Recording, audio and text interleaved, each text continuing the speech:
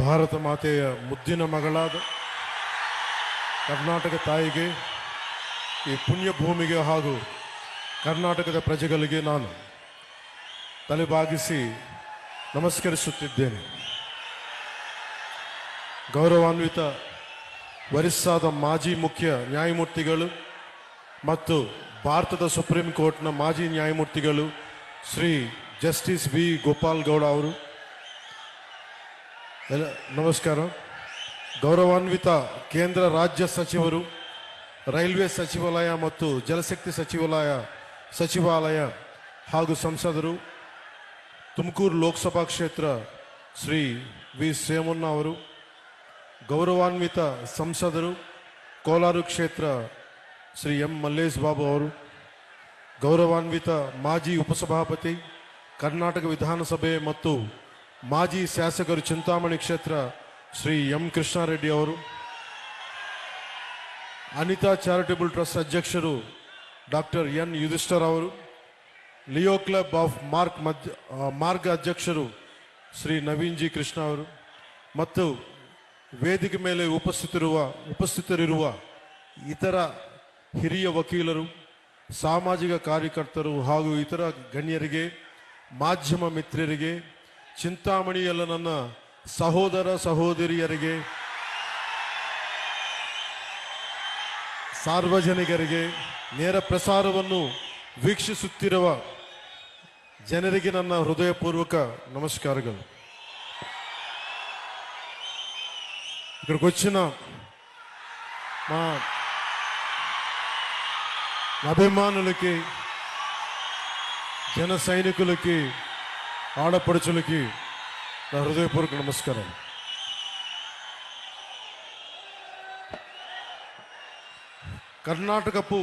ಕರ್ನಾಟಕವು ಅದ್ಭುತ ಪರಂಪರೆ, ಸಂಸ್ಕೃತಿ ಮತ್ತು ಹಲವು ಪ್ರತಿಭೆಗಳಿರುವ ನಾಡು.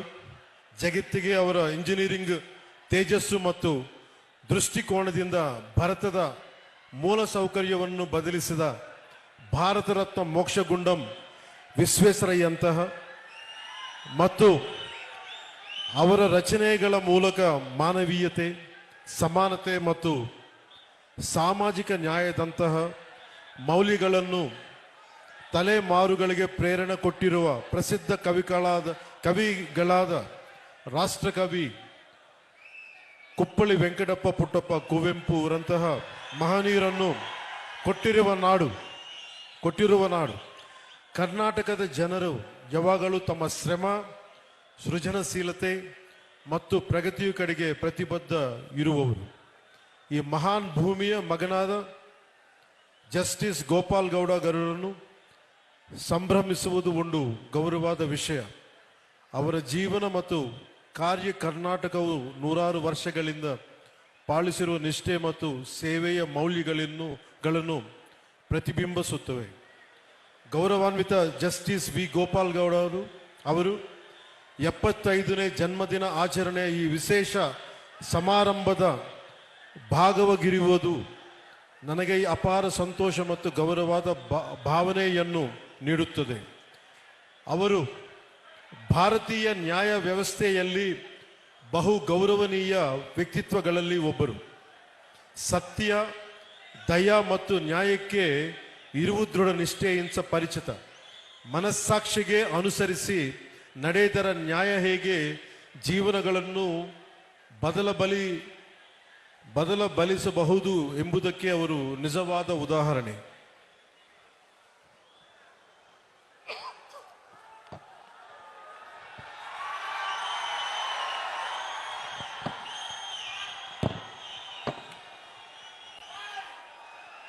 ఒక వ్యక్తి తన జీవితాన్ని ఎలా జీవించాలి, పదవిలో ఉన్నప్పుడు తన శక్తిని ఎవరి కోసం ఉపయోగించాలి, పదవి దిగాక కూడా తన గళం ఎవరి కోసం వినిపించాలన్న ప్రశ్నకు సమాధానం మన కళ్ళ ముందే నిలబడిన ఒక వ్యక్తి రూపంలో ఉంది.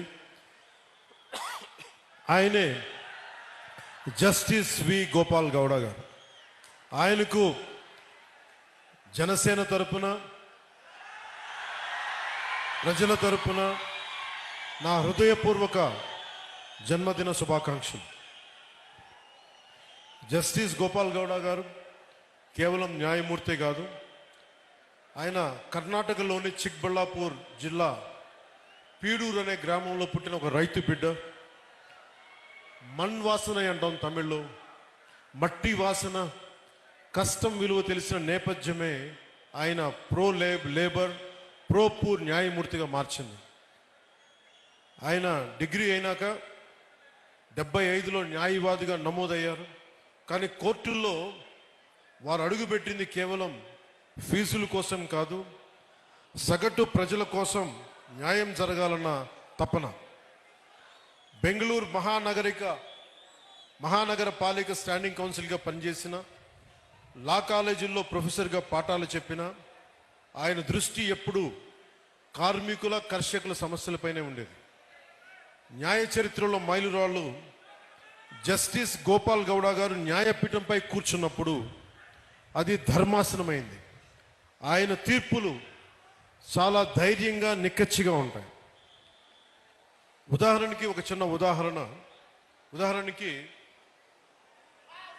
వైద్య నిర్లక్ష్యంపై దేశంలోనే అతిపెద్ద నష్టపరిహారం డాక్టర్ కునాల్ సాహా కేసులో ఆయన ఇచ్చిన తీర్పును మర్చిపోలేదు.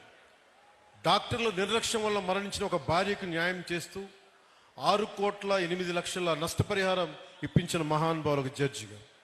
నష్టపరిహారం అంటే జస్ట్, ఫెయిర్ అండ్ రీజనబుల్, సమంజసంగా న్యాయంగా ఉండాలి.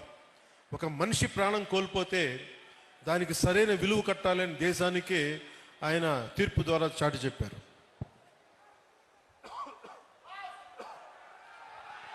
కార్మికుడికి రక్షణ, ఒక హైకోర్టు తీర్పును కొట్టివేస్తూ కార్మికుడికి అక్రమ తొలగింపునకు పరిహారం బదులు ఉద్యోగం పునరుద్ధరణ, రీఇన్స్టేట్మెంట్ తప్పనిసరి అని తేల్చి చెప్పారు. కార్మికుడికి ఉద్యోగం అంటే కేవలం జీతం కాదు, అది అతని గౌరవం, అతని భద్రత నిరూపించారు. రైతు భూముల్ని ఒక రక్షకులు వారు. పాత చట్టాల పేరుతో రైతుల భూముల్ని లాక్కోవటం ఎంతవరకు ధర్మం?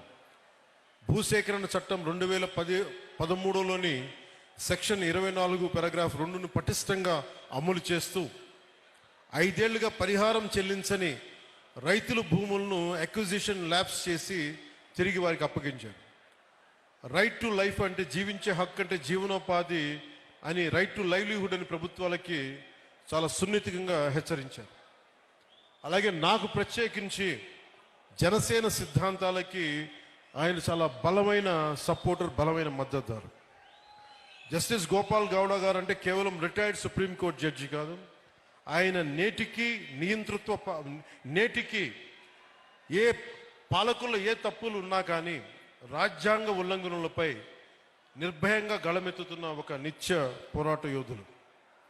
ఆయన జనసేన సిద్ధాంతాలను, విలువలను ఎంతో గౌరవిస్తారు. అందుకే చాలా పరిస్థితుల్లో మేము చేసిన పోరాటంలో ఆయన పాల్గొంచుకున్నారు. భూసేకరణ చట్టంపై కావచ్చు, నల్లమల యురేనియం తవ్వకాలు కావచ్చు, అలాంటి సమావేశాలు ఆయన ఇచ్చిన దిశానిర్దేశం మా పోరాటానికి బలం. ఇటీవల గత ప్రభుత్వాలు ఉన్నప్పుడు రాజధానుల ఆలోచనపై న్యాయపరమైన అంశాలను చాలా నిర్మోహమాటంగా నిక్కచ్చిగా చెప్పారు.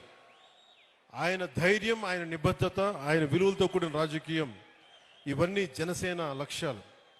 యువ న్యాయవాదులకు, ప్రజానాయకత్వానికి, రాజ్యాంగాన్ని కాపాడాల్సిన అవసరాన్ని ఆయన నిరంతరం గుర్తు చేస్తారు.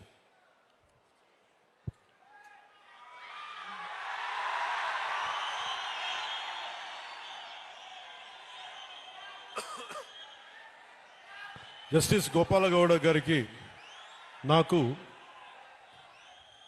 కామనాలిటీ ఏంటంటే యువత, మహిళలు, రైతు, కర్షకులు, అలాగే పర్యావరణం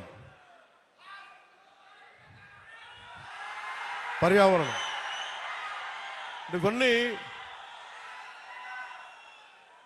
మేమిద్దరం మాట్లాడుకున్నప్పుడల్లా ఆయన రెగ్యులర్గా, నేను ఉప ముఖ్యమంత్రి అయిన తర్వాత కూడా నాకు ఫోన్ చేసి ఆయన శుభాశీస్సులు తెలిపారు, శుభాకాంక్షలు తెలియజేశారు. ఇలాంటి మహానుభావుల పరిచయం, ఇలాంటి మహోన్నతమైన వ్యక్తుల పరిచయం జనసేనకి చాలా అండ.